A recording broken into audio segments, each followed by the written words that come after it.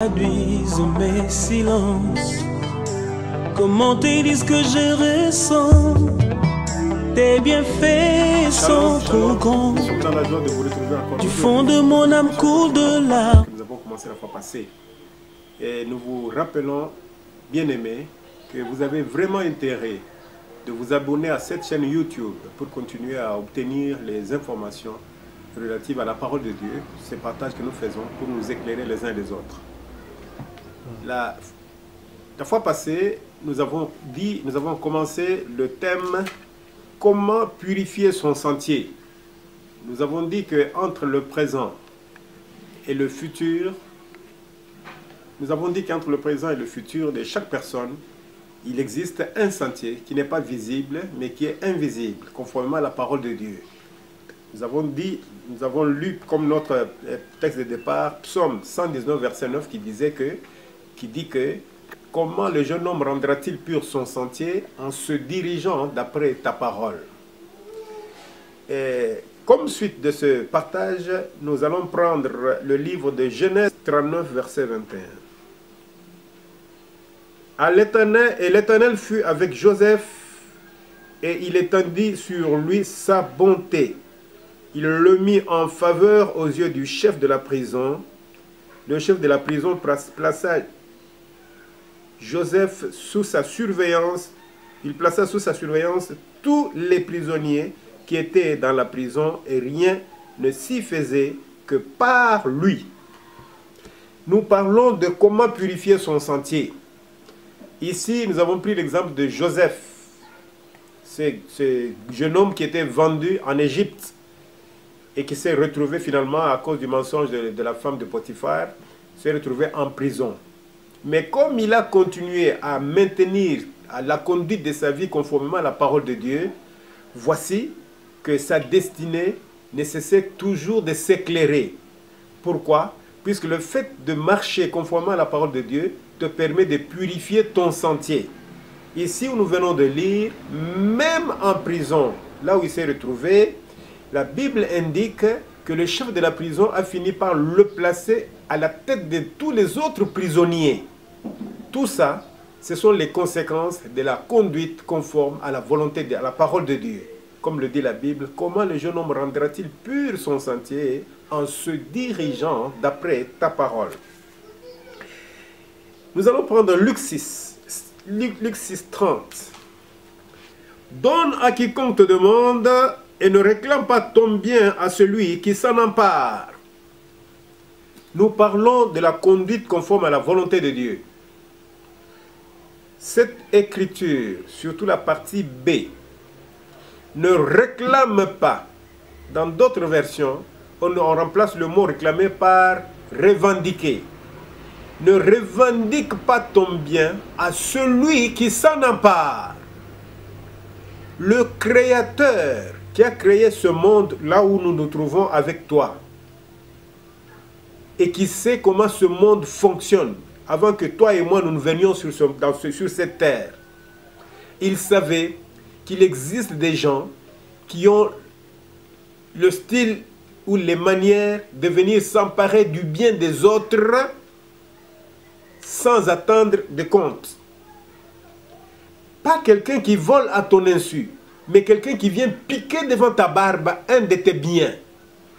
L'Éternel dit ceci: ne réclame pas, ne revendique pas ton bien à celui qui s'en empare. Nous sommes en train de parler de la purification du sentier. Pendant que tu es dans ton sentier sur cette terre, en train d'aller du point A vers ton point B, ton futur, s'il t'arrive que quelqu'un vient s'emparer de l'un de tes biens, il vient prendre l'un de tes biens devant ta barbe, devant tes yeux, devant ton nez, la consigne que la parole de Dieu donne, c'est que tu ne revendiques pas, que tu ne réclames pas, que tu n'ouvres pas la bouche, que tu ne lèves pas le petit doigt. Laisse-le faire. En regardant de près cette écriture, l'on peut facilement se poser la question, mais c'est pour aboutir à quoi? Eh bien, pour votre information, en réalité, cette personne qui vient s'emparer de l'un de tes biens devant tes yeux, c'est un agent de l'ennemi qui ne vient pas que chercher ce bien-là, mais qui cherche à prendre plus que ce bien-là. Maintenant, si toi, tu n'es pas averti, si toi, tu n'as pas cette révélation ici, qui dit que si cela t'arrive, ne revendique pas. Tu te dis, mon bien en moi, quelqu'un se permet de venir le prendre devant mes yeux. Moi, je veux me laisser faire, pas question. Eh bien, c'est en ce moment-là que tu verras ce que l'ennemi a dans sa tête pendant qu'il envoie son agent là pour venir prendre le petit bien qu'il prend devant ta barbe. Les exemples font vraiment légion, que moi je connais. Mais je vais vous donner seulement un seul exemple, faute de temps. Il y a un ami avec qui on travaillait. Un jour, la nuit, un voleur est venu, il a percé la fenêtre, il est entré. Maintenant, il s'est réveillé, il a constaté que le voleur était encore dans la pièce. Il s'est réveillé, il s'est mis à poursuivre le voleur dehors. Là, le voleur courait déjà, lui était derrière le voleur. Mais il est arrivé que pendant cette course dans l'obscurité, notre ami est allé mettre un de ses pieds sur un fil électrique et il a été électrocuté, il est mort. Il a perdu et le bien et la vie. Pourquoi? Pour avoir cherché à réclamer, à revendiquer. Je prends un deuxième exemple, rapidement. Un monsieur qui était changeur de monnaie. Ça s'est passé à la télévision ici à Kinshasa. Il termine son service vers 20 h. Il se met à rentrer avec son sac d'argent. Vers 20 h, il y a la circulation, les gens passent. Mais devant lui, il se retrouve avec une de ses tantes, il commence à causer. Un jeune homme surgit devant lui, devant eux, avec un revolver, braqué sur le sac qui contenait l'argent. Lâchez ce sac ou je tire. Le papa réagit en disant « Non, pourquoi ?» Le garçon lâche une première balle, par terre, PAH! Tout le monde en débandade. Et le papa prend une direction, sa direction à lui, la dame qui était avec lui prend une autre direction. Maintenant, le garçon là était avec ses complices, deux complices qui étaient cachés, ils se sont mis à le pourchasser. Maintenant, là où la dame est partie, elle a entendu 2 coups de balle dans la direction où était parti le papa qui avait le sac d'argent. Quand les gens sont revenus, elle aussi est revenue, on est venu trouver le monsieur par terre, le sac parti. Tout ça pourquoi?